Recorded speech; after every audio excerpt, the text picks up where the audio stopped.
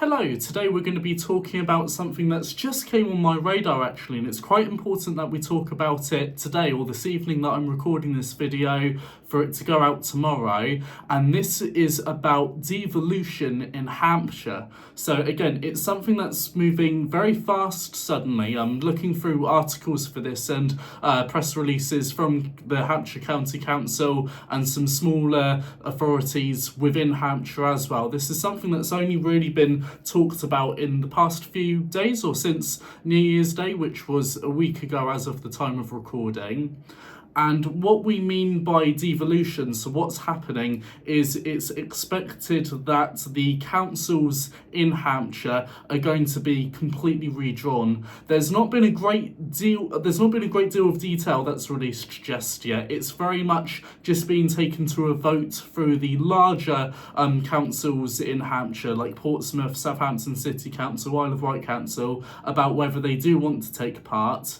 And then from there, it would be the decision ultimately as to whether we go through the fast track process for devolving or not.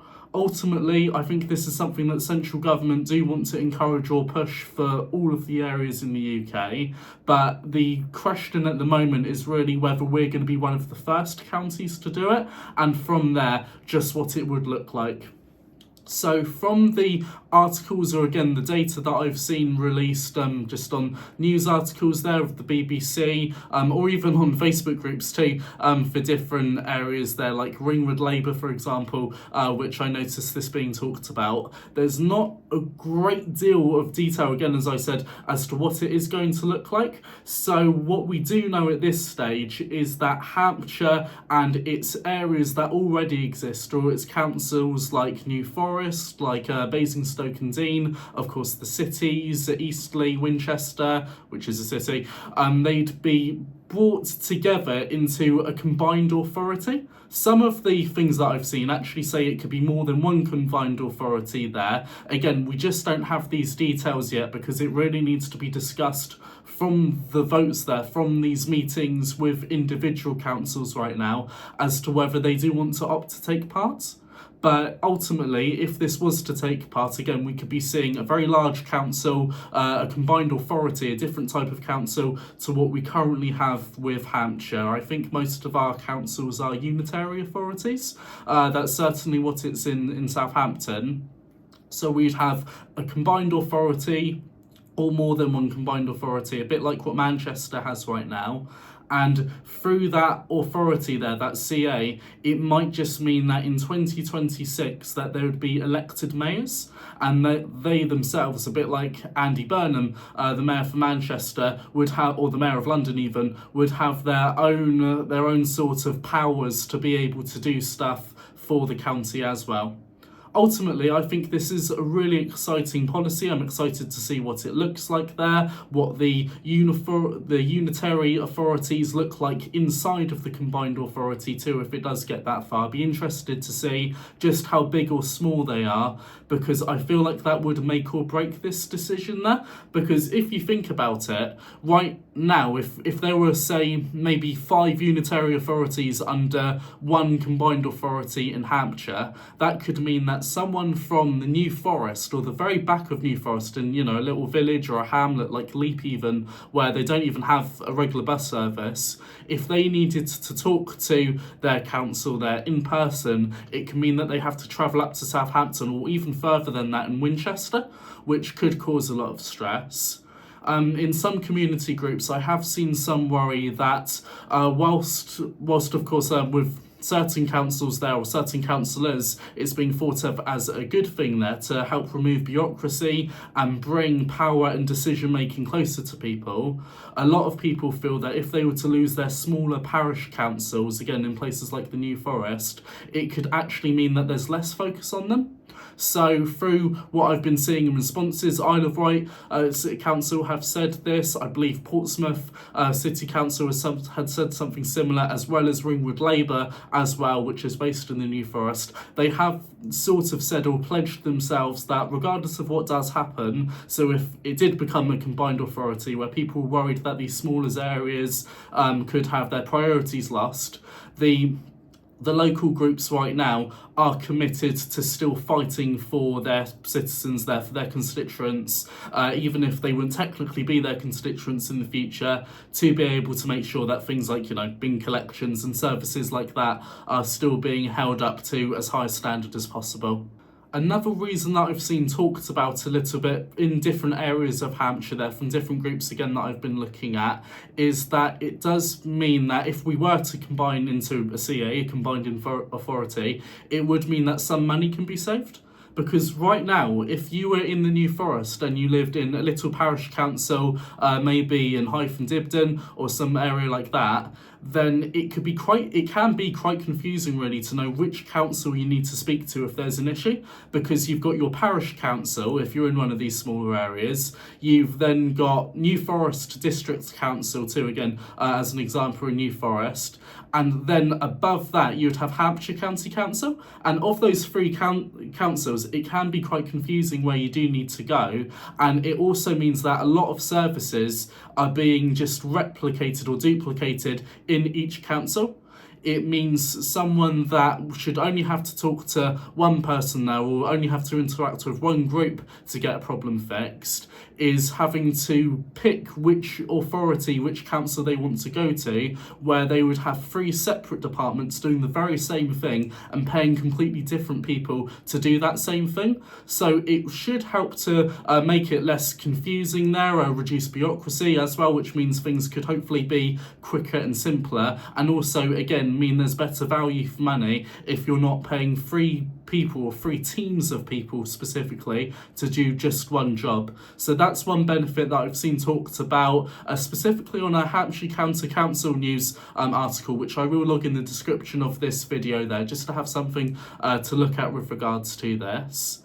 Something that I'm specifically interested in though, or quite excited about, is going back to my example with Manchester, where being a combined authority and having an elected mayor has been very successful for their people, is what this could mean for public transport.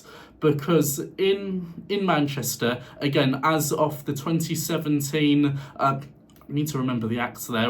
There was a law passed in 2017 which allowed these authorities there, places with elected mayors, to be able to enfranchise their bus companies. That doesn't mean to make a municipal bus company. They're not allowed to do that technically, whilst that is something Labour have said that they'd be interested in looking at through their parliaments over the next 5 years. We'd be able to enfranchise buses possibly, again, if that's something that an elected mayor, if we even got one, would be interested in championing. And that would mean that, like in Manchester right now, like they're having the B network take off, where it's got their trams, which they're fortunate enough to still have, like we don't in Southampton, and their buses. It allows them to set their own prices that the private companies who have to run these enfranchised bus groups then have to stick to. So whilst all of the bus fare caps are rising in the country right now to a maximum of £3 for a journey, I think in Southampton City Zone it's staying for £2.50 that Blue Star are opting in, are pledging towards, again, just for Southampton City Zone there. So it would be more than that if you go outside of the Southampton zones. And like that, in Manchester, they're keeping the cap for £2. So again, this could be a better value for money, not just for the council and the council services, which could mean that there could be less high of an increase in council tax, because, let's face it, that's going to increase either way, no matter how better for money it gets.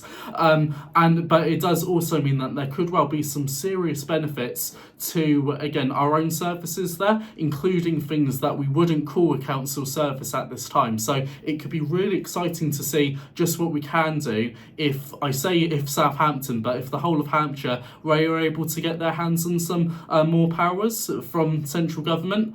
Of course, there is the worry that maybe services could be harder to access for maybe citizens, maybe areas that are smaller overall or less accessible. Again, like if someone from the back end of New Forest had to get to Winchester to speak to someone in person. But to be honest, a lot of services can be done over the phone or online these days anyway. So you rarely really need to go into an office to speak to anyone for your council services, which is a positive. It's annoying if you do have to go in, but fortunately we're in a time where you don't need to. But there doesn't seem to be a limit of what the unitary authorities would look like at this stage, because again, it's very early days. So instead of maybe a big blob of a unitary authority trying to combine Southampton, Winchester, New Forest and maybe Test Valley as well, it could just be the rural regions banding together with a few local offices maybe. So it could well have New Forest, let's say, because it's a nice example, East Hampshire and Test Valley. Maybe they could be just a rural group, and then you could have smaller ones for rural communities in other places of Hampshire, especially in the Isle of Wight. You wouldn't want someone from the Isle of Wight needing to get to Winchester or something, so they could be their own unitary authority. And it just seems like there's not really a lot of cons that can't be planned out through 2025, depending on what the meetings are like this week. So I'd like to say, again, so long as it is thought of proactively, thoughtfully, and like the groups have said that I've seen so far, that these councils do want to fight for their own local communities still. So long as that's still championed by individuals, their current councillors, for example, I don't think a great deal could go wrong. But it will be interesting to see what happens, and whilst we won't have any elections this year in 2025, if Hampshire does decide to go for the Devolution priority programme, it'll be interesting to see what it looks like in 2026, with what our boundaries look like, and if we have a mayor to elect as well. So that's just what I wanted to talk about today, just quite a short video. If you're local to Hampshire, or you're in an area like Devon maybe, which is less excited about devolution, do let me know what you feel in the comments there with regards to this. And yeah, feel free to like this video and subscribe, where I'll go for any updates in the future too about this. Bye for now.